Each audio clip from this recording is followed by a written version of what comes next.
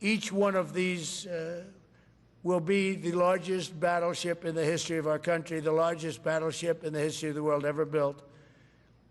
And again, it's 100 times more powerful than the previous Iowa class, it's called. Those are the big ones that you'd see on a show. Victory at Sea. I don't know if anyone's seen Victory at Sea, but it was a classic.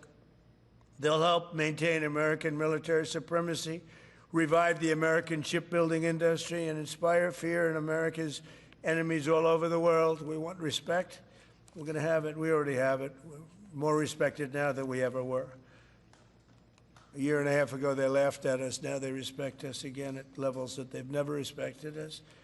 We envision that these two ships, we're talking about 10, but we're going to start with 2, and we're going to quickly morph into 10.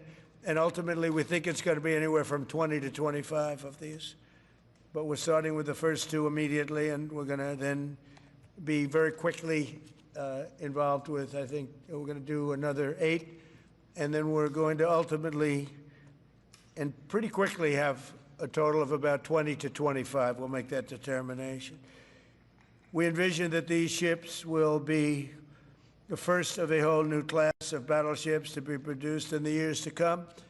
From Theodore Roosevelt, the Great White Fleet, you remember that, the Great White Fleet, to the legendary USS Missouri, whose massive guns helped win World War II.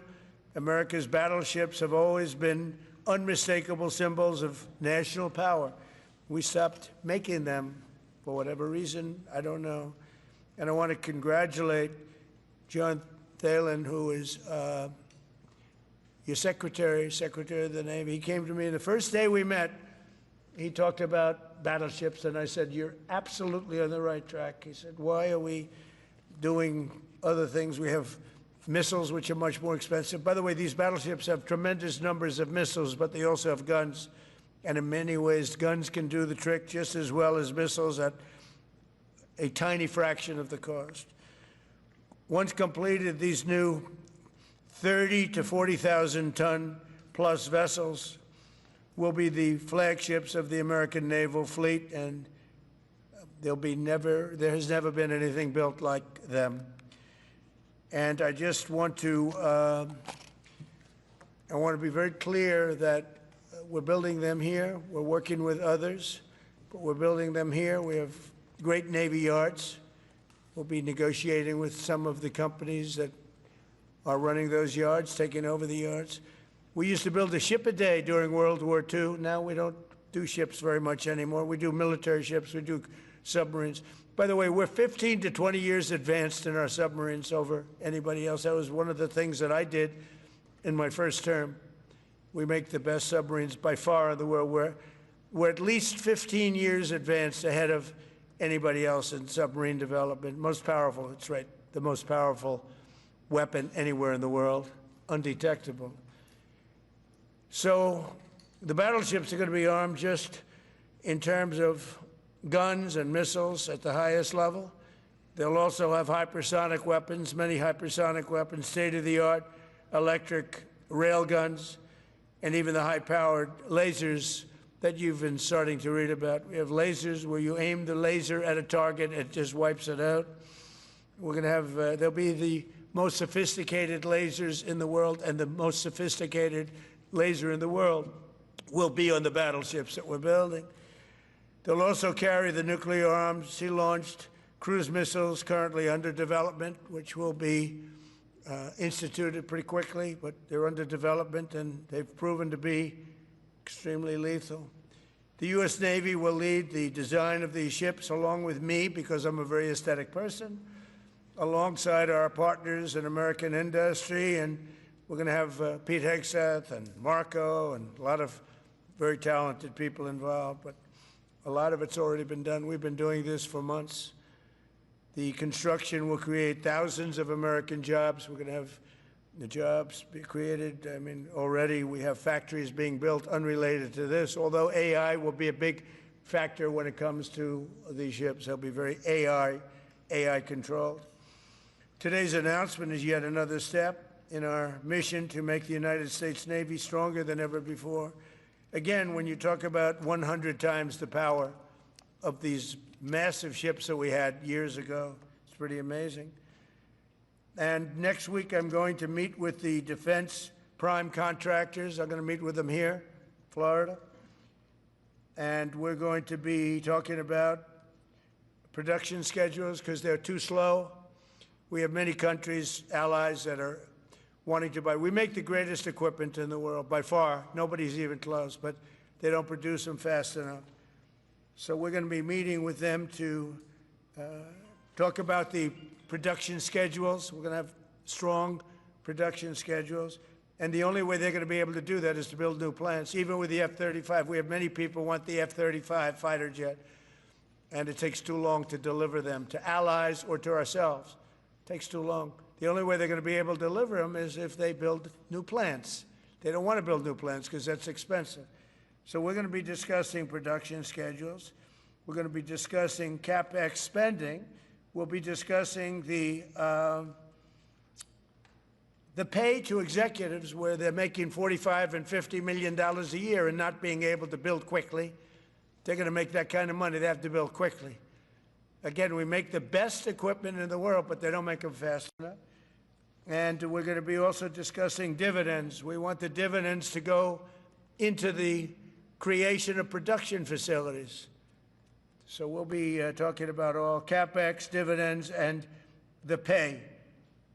We're also going to be talking about buybacks. They spend so much money on buybacks. They want to buy back their stock. I don't want them to buy back their stock. I want them to put the money in plant and equipment so they can build these planes fast, rapidly, like immediately. I mean, I have sold more planes than any president by far, times probably 20. So every time I go someplace, I sell 100 planes. That includes commercial planes, Boeings, et cetera, but it also includes fighter jets. And I'm always having to say 5 years, 6 years, 7 years, helicopters, Apache helicopters, many years. India bought them. They want to get them. They don't want to wait a long time. So we don't want to have executives making $50 million a year, issuing big dividends to everybody, and also doing buybacks. And then they say, well, we don't have the money to build a plant. They got to build plants. Plants to make F-35s, plants to make helicopters, plants to make the F-47 new jet. And that's it. And that's what I'm going to be talking to them about. They're going to start spending money on building airplanes and ships and the things that we need, not in 10 years and 15 years. We need them now. And we're strong about it. Last week, the Navy announced a brand new class of frigate, and they're going to be working with the South Korean company. Hanwha, a good company, recently agreed to invest $5 billion in Philadelphia Naval Shipyard. We're opening up the Philadelphia Shipyard, once a great yard. Now it was a long time ago decommissioned, but now it's reopening, working with the Navy and working with private companies. The record-setting defense bill I signed last week authorized $26 billion to build new ships, including destroyers and various others. We already have a lot of submarines, as you know, under construction. We're building a lot of submarines. I tell you, to be exact, we have right now 15 submarines under construction or ready to start. And we have, again, the greatest submarine in the world with our technology, like they talk about chips. Well, I would say submarines are a bigger deal than chips. We're at least 15 years ahead of any other competitor. China, Russia, nobody can come close. We're also building right now 3 large aircraft carriers in addition to the ones we have. And we have, actually, interestingly, we have a lot of submarines. How many submarines do we have now altogether, approximately? Huh? What? Over 30. We have over 30. But these are the super-duper subs, and there's nothing like them. So we're going to be doing from 12 to 15 brand-new submarines. We have a couple of other things going on. We'll be building other elements of Navy. We'll be fixing up headquarters. We'll be fixing up places for our great sailors to live. And we're going to be working very hard with companies, but we're also going to be penalizing companies that aren't doing a good job. For instance, when they built the Ford, Gerald Ford, the cost overruns were ridiculous. That was done in Norfolk, Virginia. We're going to be talking about that with that company. The cost overruns were out of control. In World War II, the United States built upwards of 4 ships per day. Can you believe it? 4 ships a day, on average. And now there weren't all big warships, but there were ships, freighters, tankers. And it's a tragedy that we allowed this incredible capability to just go astray. We don't do that much anymore. We do build our warships, but that's about it. But that's a lot.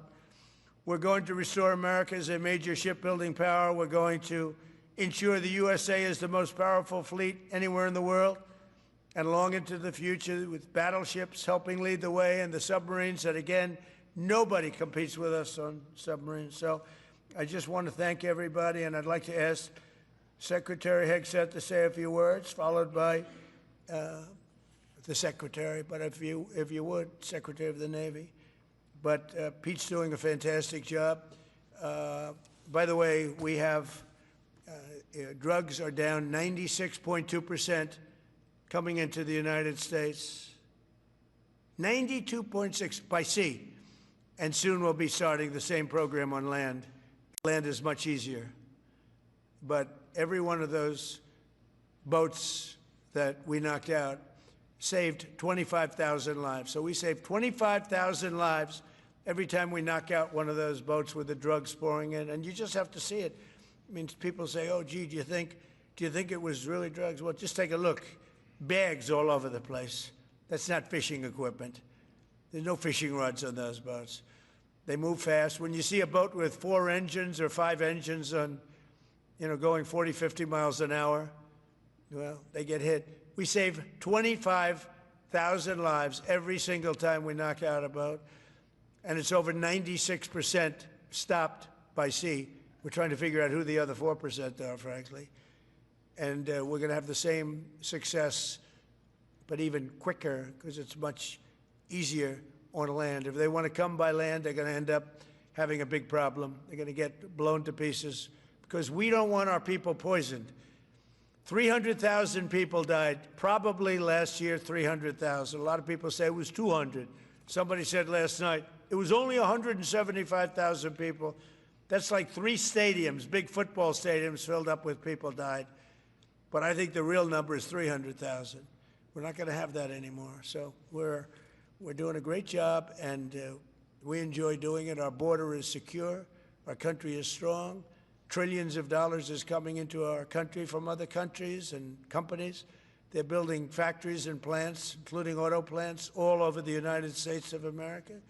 Without tariffs, they wouldn't be doing anything, although they were very happy with the November 5th election.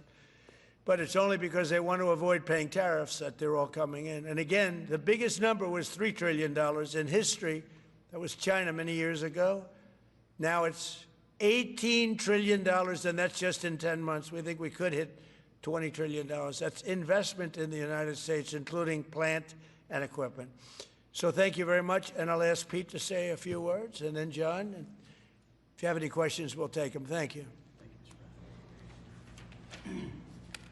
Well, Mr. President, you're exactly right. There are no fishing poles, no fishermen, and no fishing boats, just drug dealers and narco-terrorists. And with every strike, we're saving American lives. No other president was willing to do real deterrence. That's exactly what's happening. It's an honor to be here, Mr. President, Mr. Secretary, Secretary Rubio, to talk about what peace through strength really looks like. You can talk about it, or you can invest in it, and you can build it. And that's exactly what President Trump is doing. At the Department of War, we're restoring the warrior ethos. In fact, the President mentioned the NDAA. We put into law merit-based. We put into law getting rid of DEI and political correctness. That's now part of how our military operates. And you've seen it in record recruiting in the spirit of the Department of War. We're rebuilding the military. President Trump did it once. He's doing again with historic investments today in shipbuilding. And we're reestablishing deterrence, whether that's at the border, whether it's through Golden Dome, what happened with Midnight Hammer and what Iran found out, those drug boats, and of course the Houthis opening up the shipping lanes. American strength is back on the world stage. And the announcement of the Golden Fleet, anchored by new battleships, the biggest and most lethal ever, accomplishes all three of those things and marks a generational commitment to American sea power. Across the entire department, we are developing new operational concepts, deploying cutting-edge technologies, and making major investments, including in our Navy. This is happening in all domains, including space, as the President has talked about before anyone else. So it's the highest of domains and the lowest of domains under sea, and especially today in sea power, that always has to be decisive, has been in the history of America, and will continue to be under the leadership of President Trump. We will make sure that anything that flows from our country and with our allies flows freely and uncontested. New and better ships will provide that deterrent today and for generations to come. This new class, these new investments, will be the types of things that for decades, for centuries, the American people will look back and thank President Trump for having the vision and the willingness to invest right now in capabilities we need today, tomorrow, and long into the future. So, Mr. President, thank you for this investment, and I'll hand it over now to the Navy Secretary.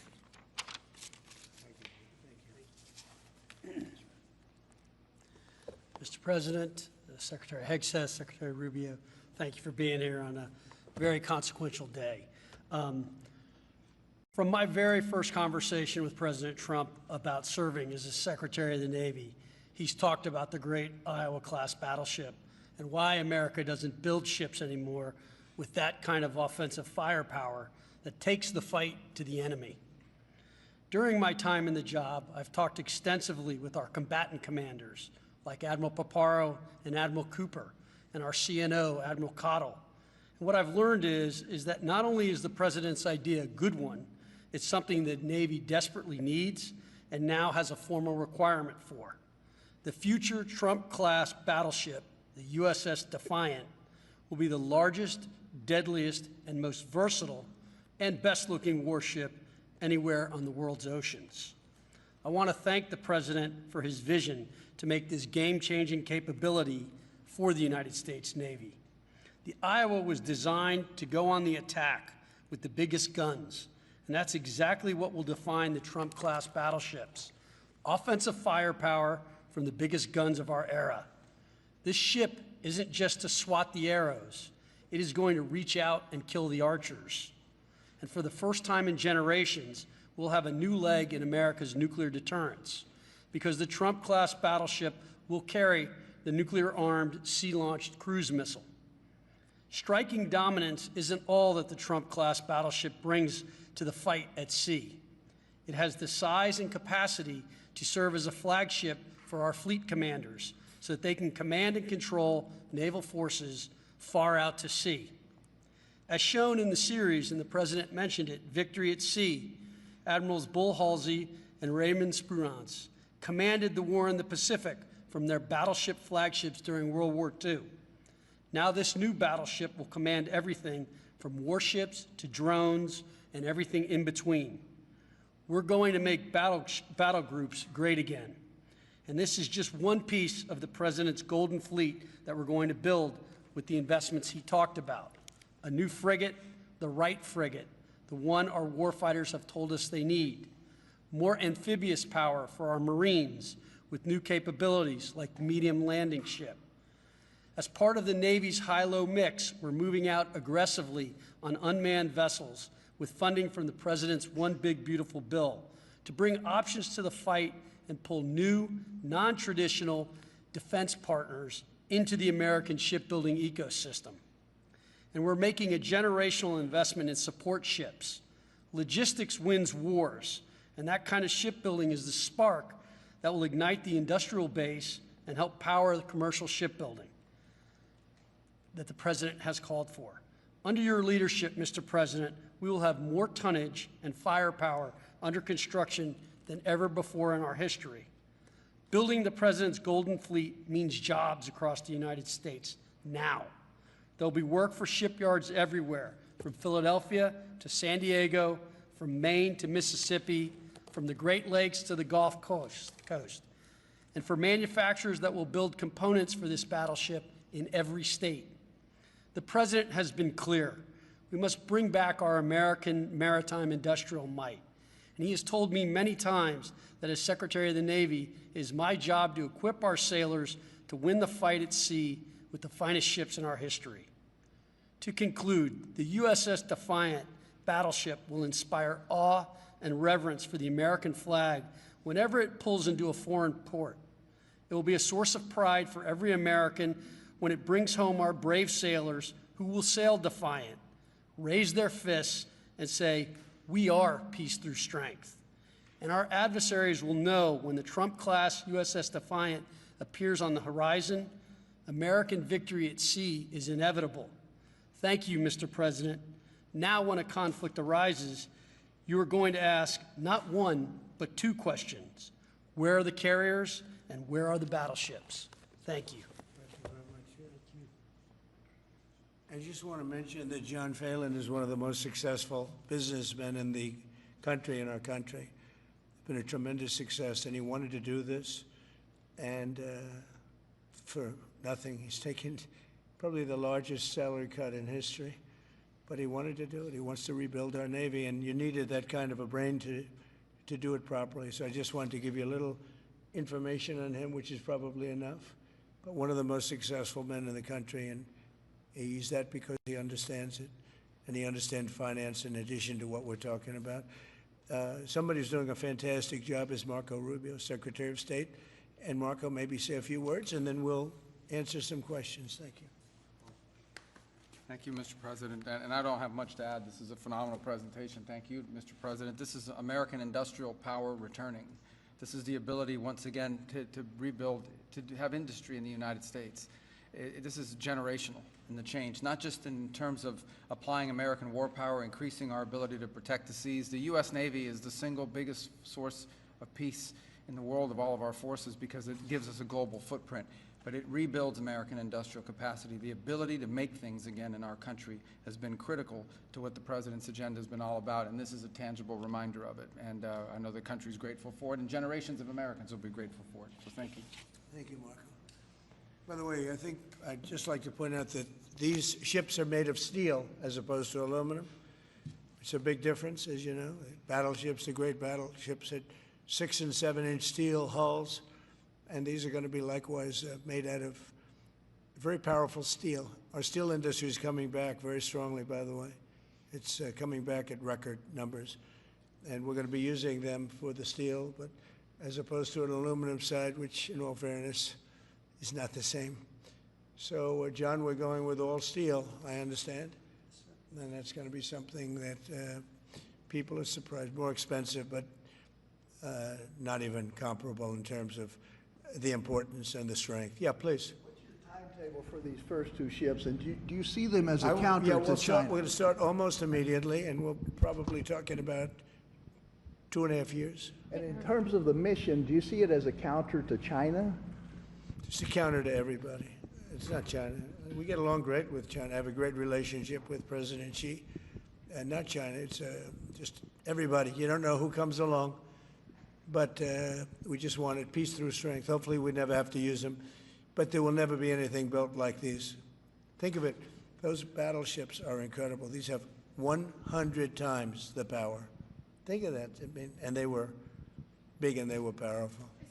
You know, I thought about taking some that are in dry dock and changing them. And then when I said that, you know, if we did, it would be about, we could increase, if we doubled them, they'd be at like just a tiny fraction of what one of these was. This is the new technology, which is incredible. So we decided pretty early on not to do that. Yeah, please. Mr. President, Julio Rosas with Most Peaceful Media. You just referenced the lower amount of illegal drugs that are coming by sea, and you just said that you're going to start that same program on land soon. Are you just referring to Venezuela, or are you referring to other countries in Latin America? Anywhere drugs are pouring in, anywhere, not just Venezuela. No. Yes. Speaking of Venezuela, oil. What are we going to do with the oil that we have? Going to do with what? The oil that has been seized. The United States seized 1.9 million barrels of oil on December 10th. We're going to keep it. We're keeping it. Where's it? Are we going to sell it or put it in the strategic oil reserve? Maybe we'll sell it. Maybe we'll keep it. Maybe we'll use it in the strategic reserves. We're keeping it. We're keeping the ships also. Yeah, please. About Venezuela, sir, have you spoken to American oil companies that have had their assets seized about what a post-Maduro Yes. Venezuela would mean for them, of what coming I have back and restarting all operations? the big ones, yeah. I have. Yeah, please. Why do you feel like this initiative was neglected for so many years, and does this come amidst the rising tensions between the U.S. and Venezuela? We're talking about with Venezuela? Yes. Well, you had a different kind of a president before me. They didn't mind being ripped off. They didn't mind being robbed. They didn't mind drugs pouring into our country. They didn't mind the jails of Venezuela and Trinidad being emptied into the U.S., where they take over Colorado and other places. I do mind. So you had a different kind of a president. I hope people are enjoying it, because we've never been respected more than we are now. Yeah, please. Thank you. Thank you, Mr. President. Were you surprised by the number of photos of Bill Clinton in the Epstein files? And can you commit to their By full... what? And were you surprised by the number of photos of Bill Clinton in the Epstein files? And can you commit to their full release by the end of the year? Some of the victims were protesting that too many of them were redacted. I know there are a lot of people that are angry about all of the pictures of other people, you know, but I think it's terrible. Look, I like Bill Clinton. I've always gotten along with Bill Clinton. I've been nice to him. He's been nice to me. We've always gotten along. Respect him. I hate to see photos come out of him, but this is what the Democrats, mostly Democrats, and a couple of bad Republicans are asking for. So they're giving their photos of me, too. Everybody was friendly with this guy, either friendly or not friendly, but they, you know, he was around. He was all over Palm Beach and other places. The head of Harvard was his best friend, Larry Summers. And Bill Clinton was a friend of his, but everybody was. I actually threw him out of Mar-a-Lago.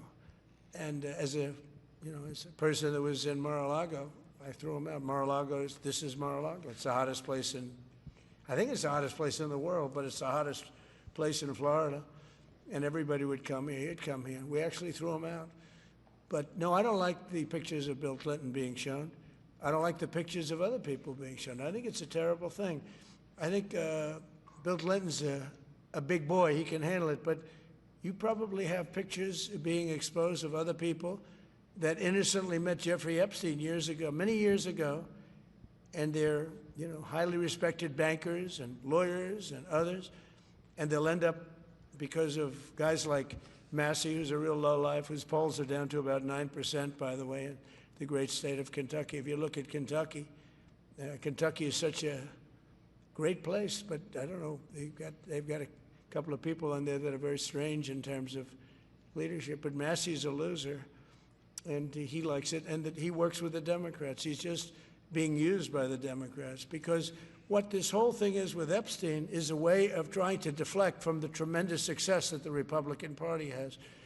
Like, for instance, today we're building the biggest ships in the world, most powerful ships in the world, and they're asking me questions about Jeffrey Epstein. I thought that was finished.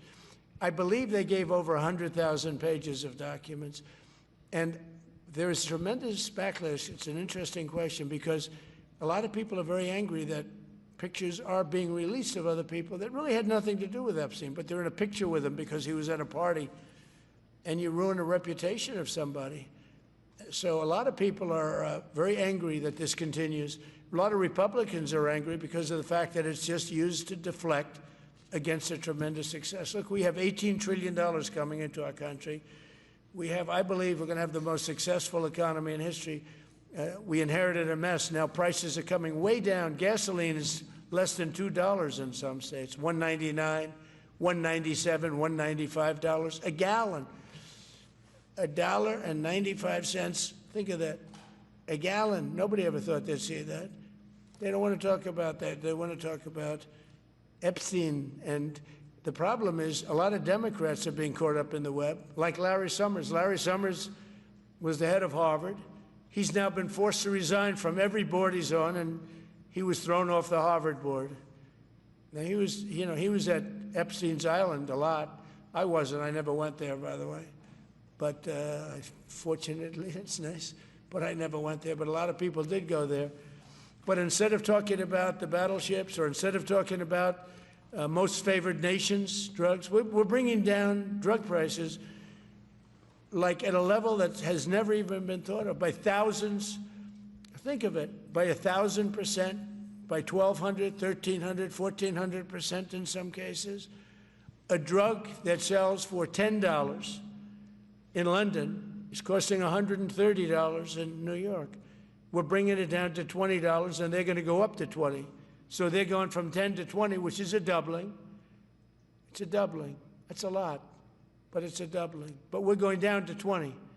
So we're going down, if you can do your own math, but it's 2,000%, 3,000%. It's pretty amazing. And you know, the New York Times had a story about it, a small story, way in the back of the paper. It's the single biggest thing to happen with respect to drugs probably in 50 years. It's never been anything like this.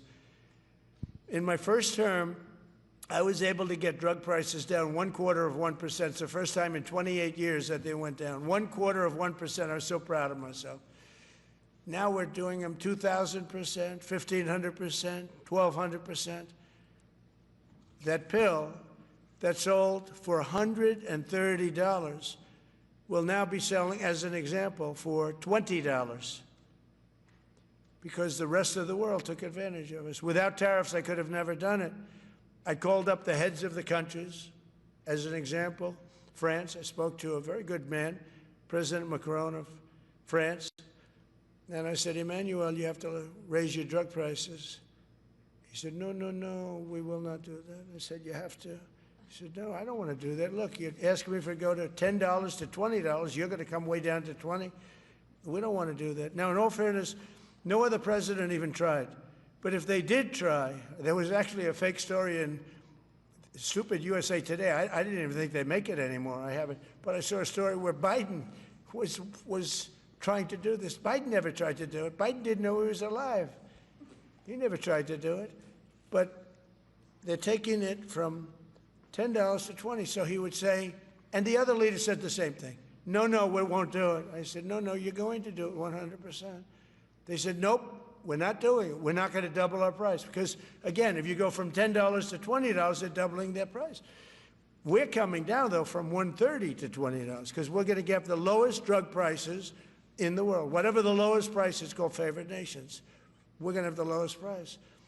So I said, no, no, you're going to. No, no, I will not do this.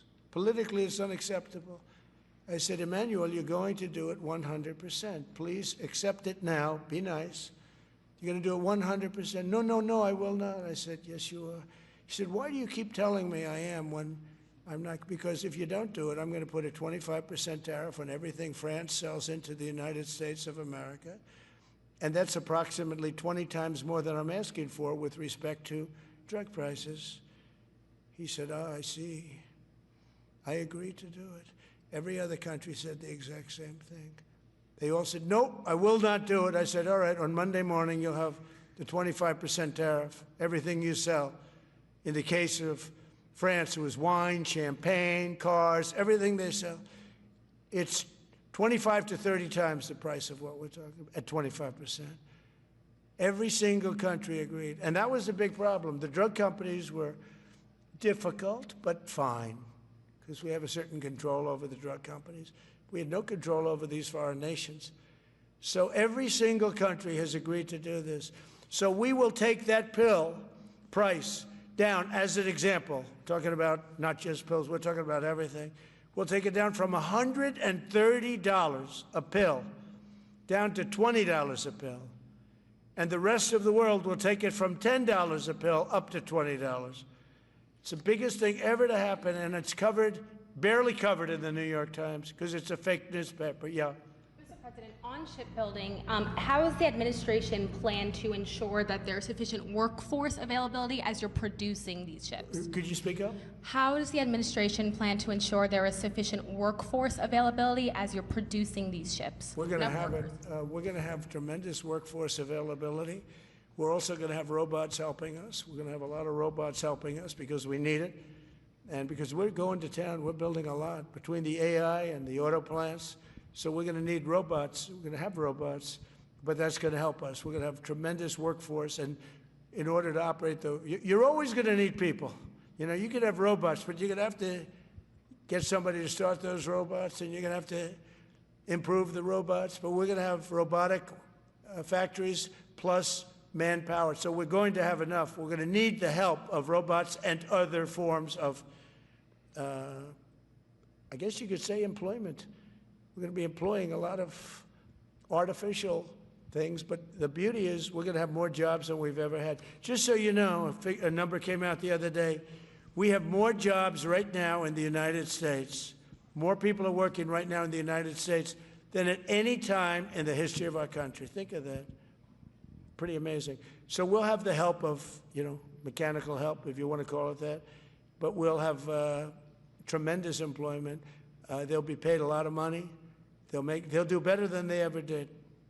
Okay? Yeah. Mr. President, some may have been expecting a different kind of announcement today, hearing your Secretary of War and Secretary of State here. You mentioned strikes on land in Venezuela more than 15 times, even now, just in your recent remarks. Why should Maduro take your threats seriously? And He can do whatever he wants. What's your end game? Maduro? What's your end Well, game? There's no answer. He can do whatever he wants. I mean, we have a massive armada formed, the biggest we've ever had, and by far the biggest we've ever had in South America. He can do whatever he wants. It's all right. Whatever he wants to do. If he wants to do something, if he plays tough, it'll be the last time he's ever able to play tough. But they sent their prisoners into us. They sent people from jails and prisons. They sent people from mental institutions and insane asylums into the United States, just walked right in because Biden had an open border policy. What the Biden administration did to our country can never be forgotten. They took in millions and millions, 25 million people over the course of 4 years. Many of those people were murderers and drug dealers, prisoners, rough prisoners, 11,888 murders. More than half of them killed more than one person. They came into our country. Now, I spoke to Christine Noem today. I spoke to Tom Homan today. He came down to see me. And we had a great meeting. They've done an amazing job. We're getting them out. We're getting them out very fast. But this should have never happened. But Venezuela was one of the... Venezuela took advantage of the open borders that Biden created more than any other country. Tren de Aragua, we had gangs all over. Look, I mean, you have a very weak governor in Colorado. Look what happened in Colorado, where they would occupy apartment houses. And he didn't want to do anything about it because he was scared. Any other questions? Yeah, go ahead, please. So in response to the United States taking sanctioned oil from Venezuela, Colombian President Gustavo Petro criticized the United States by saying, well, the Southwest is stolen land and that it should be returned to Latin America. I just wanted to know what your response to that is. Well, he has to watch because, he's got drug factories. They make cocaine in Colombia.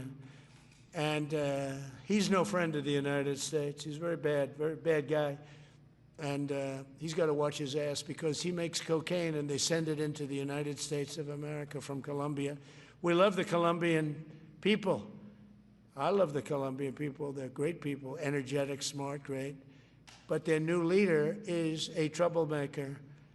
And you better watch it. You better close up those cocaine factories. They have at least 3 major cocaine factories. We know where they are. He better close them up fast, yeah. By the way, it's made and sold into the United States. Comes through Mexico. Thank you, sir. You've named Governor Landry to be new special envoy to Greenland. Yeah. How do you, what do you see that role entailing, and is it still your intention that Well, Greenland he called become me, part and of the U.S.? he viewed Louisiana, the Louisiana Purchase. He said, I'm governor of Louisiana. And he said, I didn't call him, he called me. He's very proactive. He's a great guy. He's a deal guy. He's a deal maker type guy. And we need it for national protection. We need Greenland for national protection. They have a very small population. And I don't know, they say Denmark, but Denmark has spent no money. They have no military protection. If they say that Denmark was there 300 years ago or something with a boat, well, we were there with boats too, I'm sure. So we'll have to work it all out. But he felt very strongly, we need it for we need Greenland for national security. Not for minerals. We have so many sites for minerals and oil and everything. We have more oil than any other country in the world. We need Greenland for national security. And if you take a look at Greenland, you look up and down the coast, you have Russian and Chinese ships all over the place. We need it for national security. We have to have it. And he wanted to lead the charge. So we're making him, Marco, today, a special envoy to Greenland. Greenland's a big deal.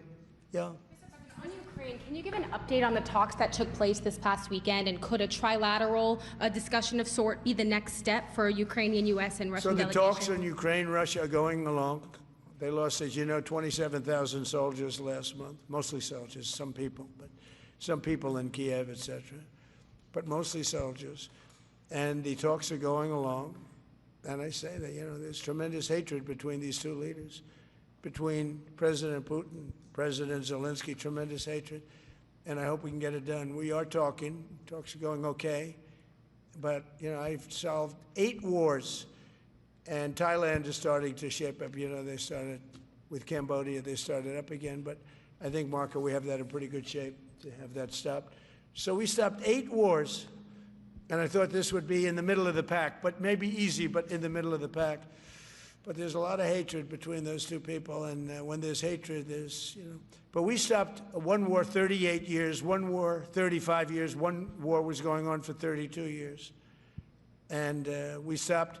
Think of it, we stopped a potential nuclear war between Pakistan and India. And the head of Pakistan, highly respected general, he's a field marshal, and also the Prime Minister of Pakistan said President Trump saved 10 million lives, maybe more, by getting that war. 8 planes were shot down. That war was starting to rage. And he actually said the other day that President Trump saved 10 million lives, maybe more.